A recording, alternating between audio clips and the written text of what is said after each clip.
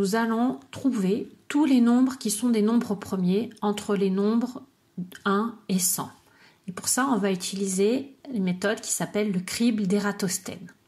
Alors, Ératosthène est un mathématicien astronome grec qui a vécu au IIIe siècle avant Jésus-Christ et qui est célèbre pour avoir mesuré la circonférence de la Terre et pour avoir inventé cette méthode du crible pour trouver les nombres premiers entre 1 et 100.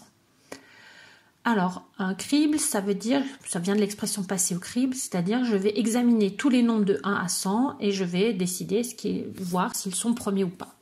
Donc pour faire ça, moi, je commence par écrire tous les nombres de 1 à 100, et puis je les ai bien organisés dans ce tableau, 10 par ligne, comme ça on les voit bien tous. Et puis je vais donc commencer par 1, puis après je ferai 2, 3, 4 et ainsi de suite. Alors, est-ce que 1 est un nombre premier? Un nombre premier est un nombre qui a exactement 2 diviseurs, 1 et lui-même. Et bien 1 n'est pas un nombre premier parce qu'il n'a qu'un seul diviseur, c'est 1, puisque 1 et lui-même c'est le même nombre, ça n'en fait qu'un. Donc 1 n'est pas un nombre premier, je colore cette case en gris parce que je l'élimine. Je passe maintenant au nombre 2. Est-ce que 2 est un nombre premier? Ben oui, puisqu'il a 2 diviseurs, 1 et 2, ça marche. Donc je vais colorier la case en vert. Pour toute la suite, ici je vais utiliser ce même système. Je mets en gris les nombres qui ne sont pas premiers, en vert les nombres qui sont premiers, et les cases qui sont encore en blanc, c'est pour l'instant je ne sais pas.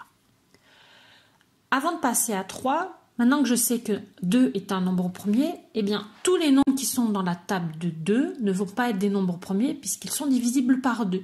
Donc je vais tous les enlever. Ça c'est assez facile parce que les nombres de la table de 2 sont tous les nombres pairs. Là dans mon tableau ils sont bien rangés par colonne, donc c'était très facile. Donc là, on voit que en un seul coup, j'ai déjà éliminé la moitié des nombres de 1 à 100 ne sont pas des nombres premiers. J'en ai déjà donc beaucoup moins examiné que ce que je pensais faire. Donc le prochain nombre qui est en blanc est forcément un nombre premier. C'est donc 3. 3 est un nombre premier, il n'a comme diviseur que 1 et 3. Ben maintenant, comme je l'ai fait pour 2, je vais pouvoir éliminer tous les nombres qui sont dans la table de 3. Donc à partir de 3, je fais 3, 6, 9, 12, 15 et ainsi de suite. Alors certains avaient déjà été éliminés à cause de la table de 2.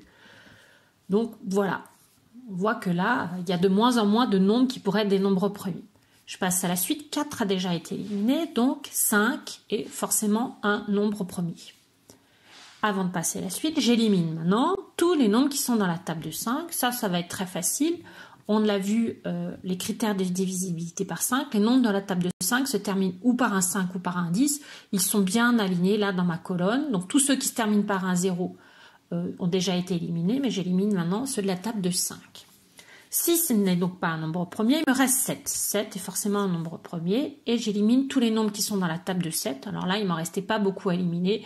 Il me restait 49, 77, 91. 8, 9, 10 ne sont pas des nombres premiers, et maintenant 11 est un nombre premier. Je vais maintenant éliminer tous les nombres qui sont dans la table de 11. Ils sont bien en colonne, en diagonale. Là, il y a 22, 33, 44. Je vois qu'ils ont déjà tous été éliminés. Bien. Le nombre suivant, c'est 13. 13 est donc un nombre premier. Et je vais maintenant éliminer tous les nombres qui sont dans la table de 13. Et là, quand je les cherche, 26, 39, 52, je me rends compte qu'ils sont déjà tous en gris. Eh bien, c'est évident, puisque 2 fois 13 avait déjà été éliminé avec la table de 2, 13 fois 3 avait déjà été éliminé avec la table de 3, 13 fois 5 avait déjà été éliminé avec la table de 5, comme ça jusqu'à 13 fois 11. Donc il faudrait que je continue d'éliminer 13 fois 12. Mais 13 fois 12, c'est beaucoup plus grand que 100. Donc je ne m'en occupe pas. Donc je me rends compte que ça va marcher pour tous les nombres d'après.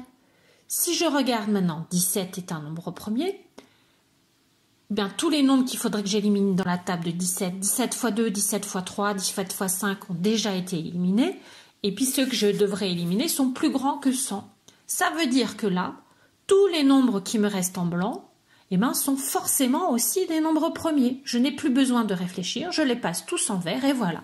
J'ai trouvé finalement assez rapidement tous les nombres premiers entre 0 et 100. Nous avons donc 2, 3, 5, 7, 11, 13, 17, 19, 23, 29, 31, 37, 41, 43, 47, 53, 59, 61, 67, 71, 73, 79, 83, 89 et 97. vous remarquerez qu'ils sont répartis de façon très étrange et assez aléatoire entre ces nombres, entre 1 et 100.